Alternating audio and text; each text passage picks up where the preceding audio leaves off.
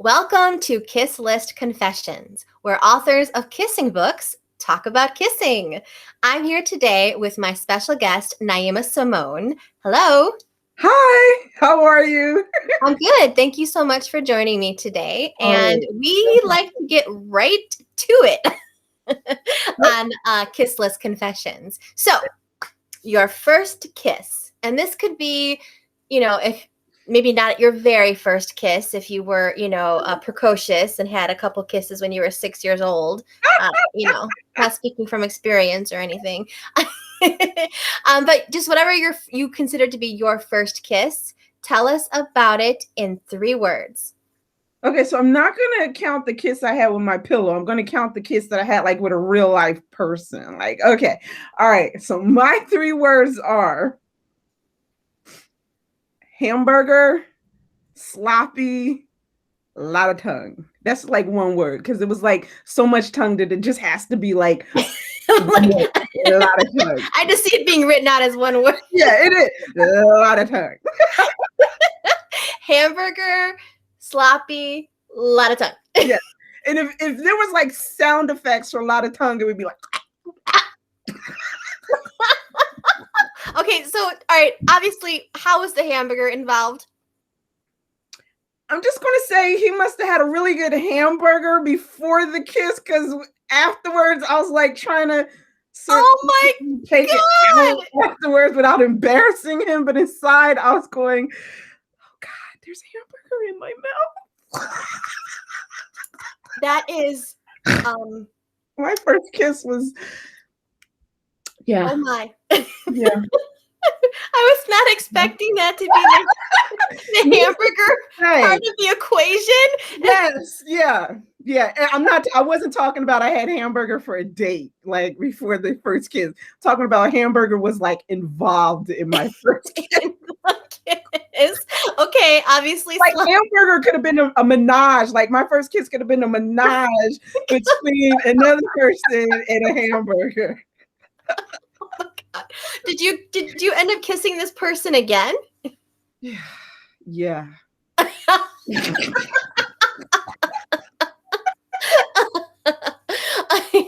Okay, so I was like hoping it would get better. That's why I did it. Same thing happened with the first time I had sex. Like I did it again. Okay, but not the hamburger part, right? I'm picturing hamburger falling out of certain places. Oh, hamburger wasn't involved in that. Thank God. Thank God.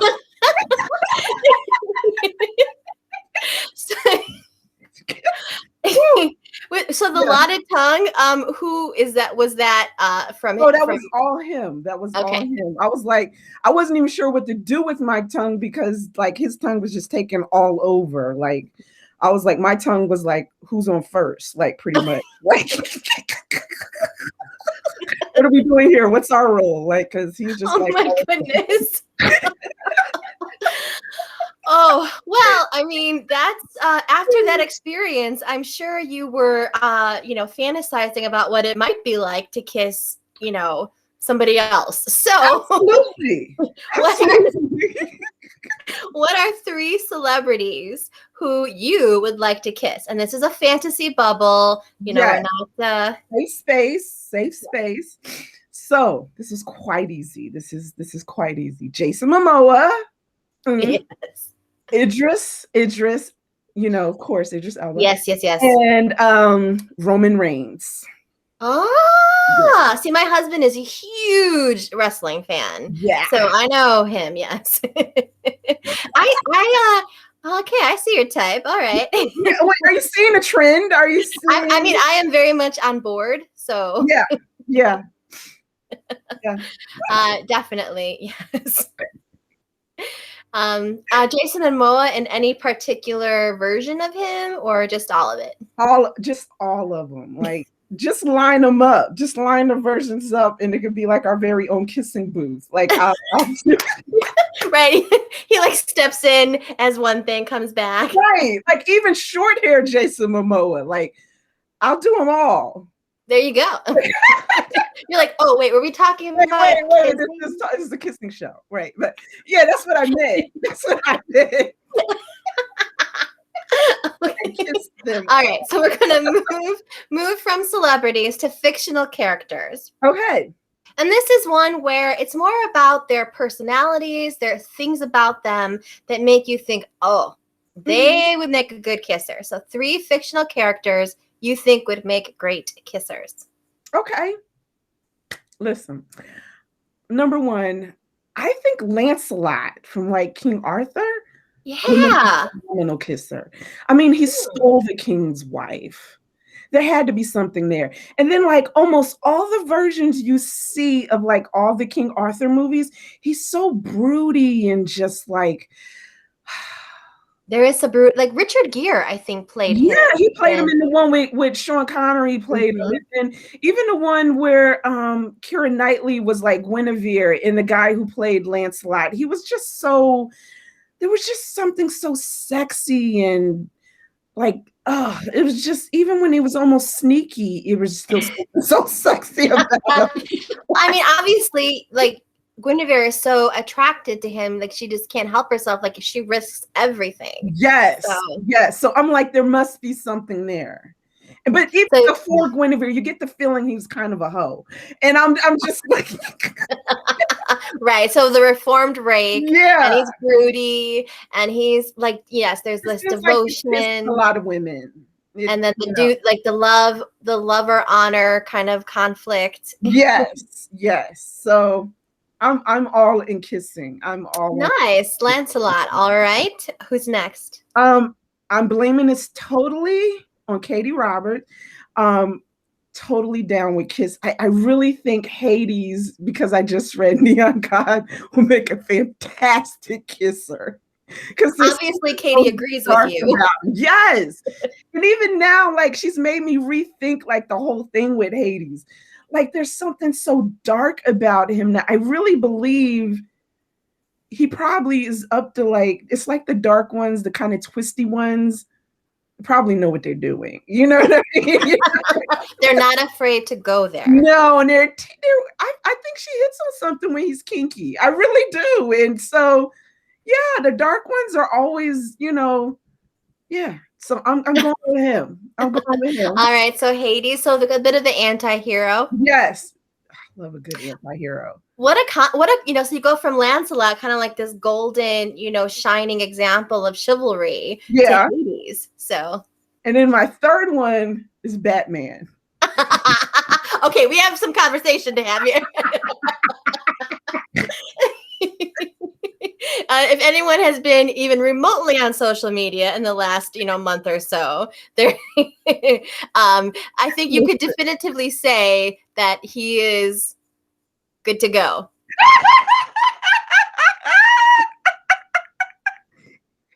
He's doing with a lot of lips. He is up for all the kissing. Well, I mean, come on, like, because that's like part of the, that's almost like a checklist point for Batman is to have an amazing mouth. So I mean, the mask just totally focuses on the mouth, though. Okay, so I have only been aware of the specific discussion that I'm kind of circling around. Right, because it's smart. And my husband was like, I'm sure this was in your romance talks. And I'm like, yeah, it was. And he's like, well, come on, he has the ears and everything. So you can guide him, but I feel like he already knows what he's doing. But let's look at like Batman, right? He's like a playboy. And then, but he also has like, he's called the Dark Knight. And I just feel like he already knew his way around a woman's body. Yeah, so I'm realizing here in Batman, you have both. You have the Lancelot and the Hades, the dark character together. You have this hero who's fighting for justice and good, who has this dark broodiness to him.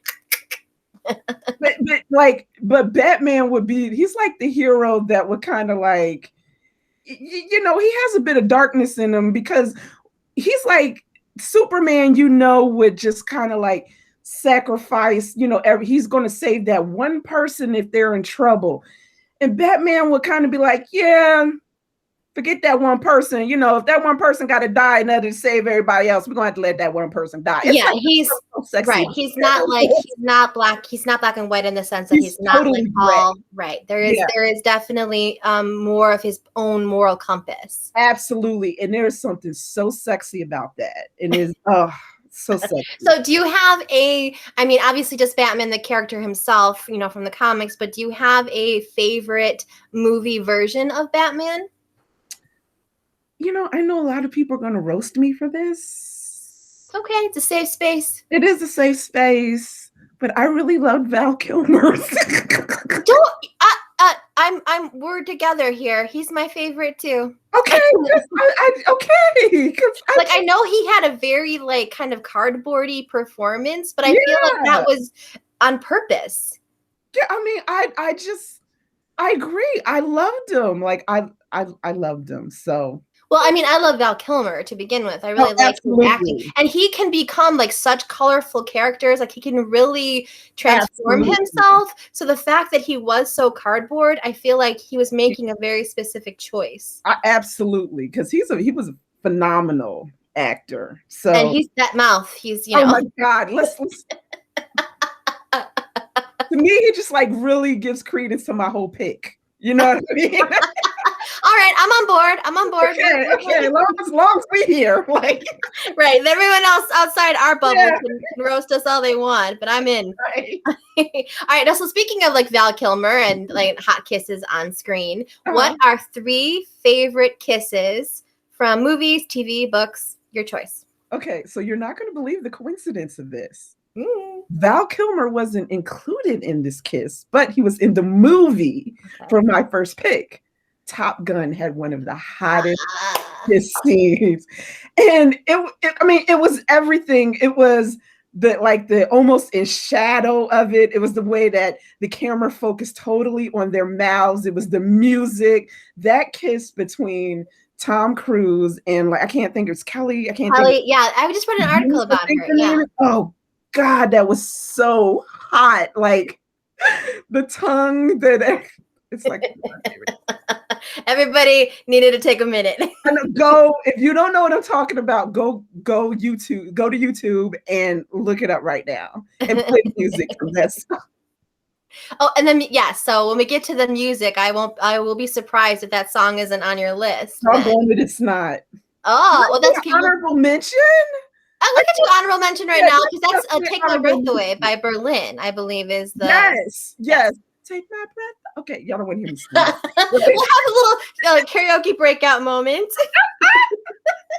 Nobody wants to hear that. Nobody. Okay, so Top Gun. What's next? The next one is I don't know if you've seen it, but we watched it. It used to come on every year, and it was called North and South, and it was a mini series. Yes. With Patrick Swayze. Yes. And we watched it every year. And it was this scene between his character, Ori, and the woman he was in love with, Madeline. Mm-hmm. And when he came back it was the first part, North and South Part 1, before the Civil War. And he came back from war and he had lost his leg. And, you know, she was married. They were in love before that, but she got it has that whole trope of he was writing to her and the father kept the letters from her. And so he thought she didn't want him. That whole trope. Yes. Yeah. Oh my God. You have seen, I feel so close to you right now. and remember, she found out he was hurt. And she asked him to send the note to him to come meet her. And they met in like that ruined, ruined church. Yeah. Like an old church or something. Remember when she showed up and he was there in that first kiss? I was like, oh my God. Okay, so Patrick Swayze does an amazing job with the kind of like long suffering, like holding back, and then just so much emotion being unleashed. He does that because he does it in Ghost. He does it like really well. He does that kind of like just like this like wave of emotion that he's just been holding back. And then he was so I just loved him. I loved him. So I think that kind of played into my love of historical romance because I started loving historical romance first. And I think North and South definitely dovetailed into that. My 5th grade teacher played like scenes from that movie in class. Obviously, she did some editing. I hope she did. Listen, my mother watched it. My mother, I loved her to death. You know, I just lost her, but I have so many great memories. But she like instilled in me like my love of romance. I like books. She introduced me to romance books. She introduced me to romance movies. All the movies like I love today is because she watched them, and because you know back then we only had like two televisions, and my father was watching sports on one of them, which meant she can only watch her shows on the other one. And since me and Nina, like my sister, we had no choice. She wasn't turning her television shows, so we had no choice but to watch what she was watching, which was like Dynasty and Falcon Crest and North and South. So we had to sit down there and watch it with her. She wasn't editing nothing. She didn't send us out the room with nothing. So we saw all of it. The education of Naima Simone. But we fell in total love with this, like total love. So I mean, yeah, that is a great kiss. It's also an incredible. Any of those scenes between the two of them in that church are so sensual. Oh my God, so passionate and just from everything, from the emotion to the kisses, the way they looked at each other. I totally believe they were in love with each other. And the actress, is gorgeous. Leslie Ann Downs. I can't remember the name. Yeah, but she's just beautiful. Oh my gosh, I loved her. Those eyes and that hair. Yes. Gosh, yeah. So that's my number 2. Okay, all right. And then number 3. Okay, another I just can't get away from Patrick Swayze. Of course, Dirty Dancing, like that first kiss. Yes. He's an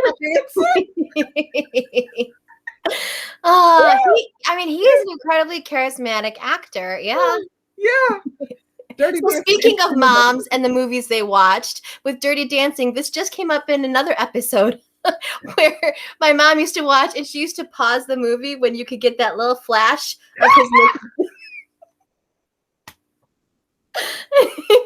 She would go back and watch that again and again. My mother took us to see it because she wanted to see it.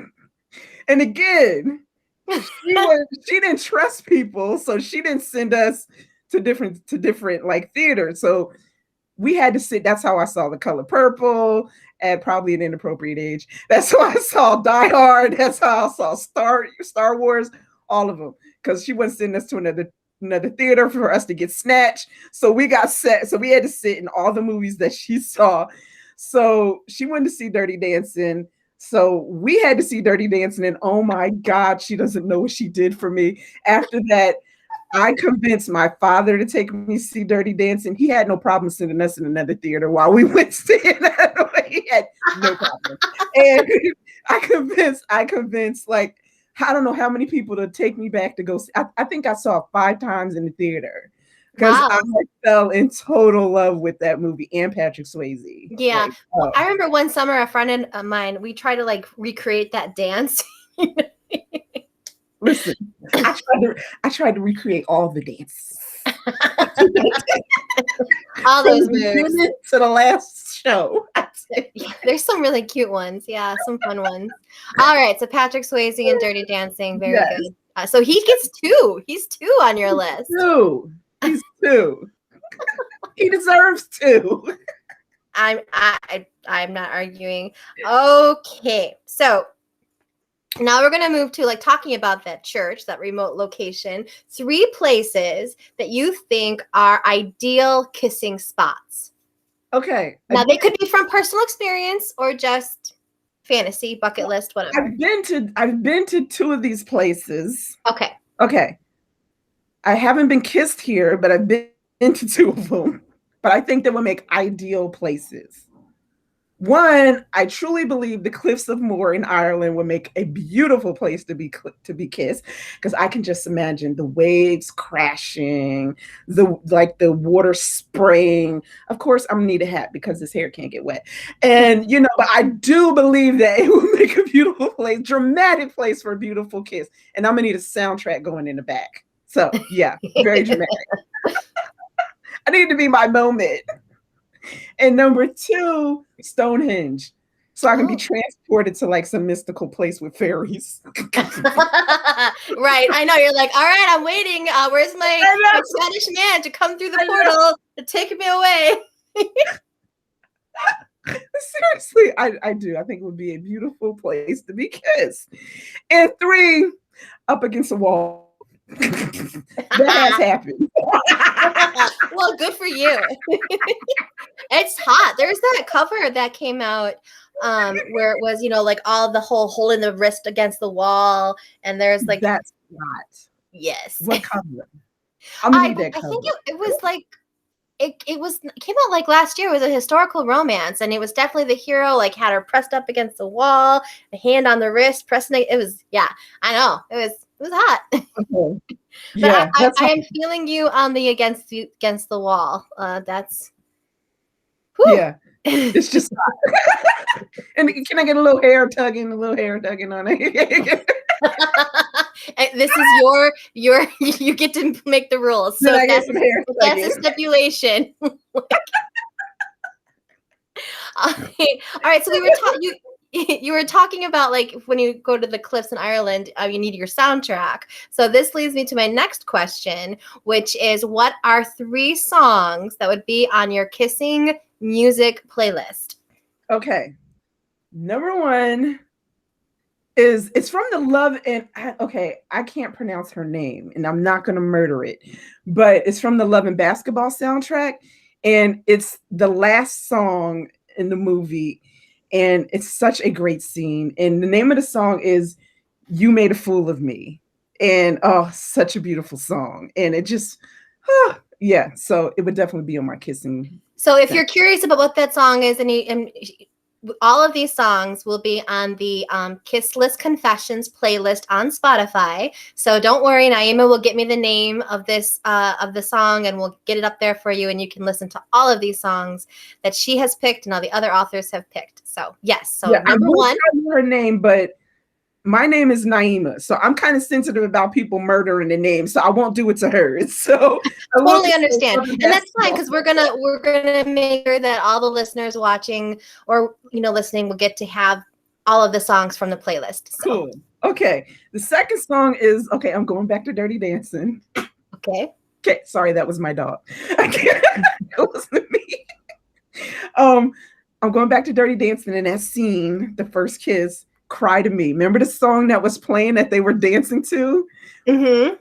Like, when yo, baby. Okay, you don't want me to sing it, but oh my God, that song is so sexy. Whoa, Jesus. So, you really like had a moment like going to the theater and seeing this movie. I had that soundtrack. I had the original soundtrack with just 10 songs. Then when they put out like the double record with like, I think it was like 25 songs, I brought that. And then I bought the cassette because I had to have it like in all formats. Like it was, and then I just replayed that song, replayed it and replayed Cry to Me because it is so incredibly sexy. It is such a sexy song. Like, jeez, it make my head itch just thinking about it. I'm just gonna play it when I get home. You're gonna go like stand against the wall later. See if you're be like this against the wall. Fine. Press play and then just like what? I'm gonna go in there and my husband will be like this.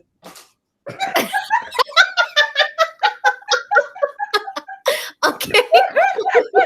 All right, number 3. Okay. Do you remember? Do you remember Miami? Did you ever watch Miami Vice? Remember when it was I remember Tubbs and what's the other guy's name? Oh God, it was right on my Johnson. But it's Don Johnson and all. Yeah, I remember it. I didn't really watch it too much, but I'm aware of it. Yes. Okay, again, my mother. So had no business watching that. Tubbs and Crockett, maybe. Crockett. Yes, I was 10. Probably shouldn't have been watching it, but again, my mother. Ain't no doubt it came on at 10 o'clock. But this is when Crockett he was having sex with I can't remember if she was one of the women that he was supposed to be busting or whatever. I know she was a criminal or something, but he was like involved with her, and they had sex on this boat. I think it was his boat, and it was so hot. I remember that at 10 or 12. It was so hot. And what made it so hot was the Phil Collins song that was playing. Listen, Don Johnson need to send a thank you note to Phil Collins right now for making him hot on that show. Okay, it was Take Me Home. I was to quote, a lot of work for him. He did a lot of work for him. If I was to quote this episode, Don Johnson needs to send a thank you note to Phil Collins. He does. It ain't too late. It ain't too late. I'm sure Hallmark makes one. They make one for every occasion. Thank you for making me hot. Because it was Take Me Home. Oh my God, that song. Oh. So we're gonna have to post. I'm gonna have to post links to the kiss from Top Gun, and then this. I'm gonna see if YouTube has everything. So I'm gonna see if I can get the clip. I'm gonna like Google Miami Vice kiss on a boat and see what comes up. Yes, do it. Watch it. Tell me. I challenge you to tell me if that is not one of the hottest scenes. Like, and I'm really curious about this song though, because I think of Phil Collins, and I don't know. I'm like, I think of like, now he's on like those light FM pop stations. Phil, do not sleep on Phil Collins. Phil Collins had some of the sexiest songs. Like, he is on every playlist that I have. At least 2 of his songs.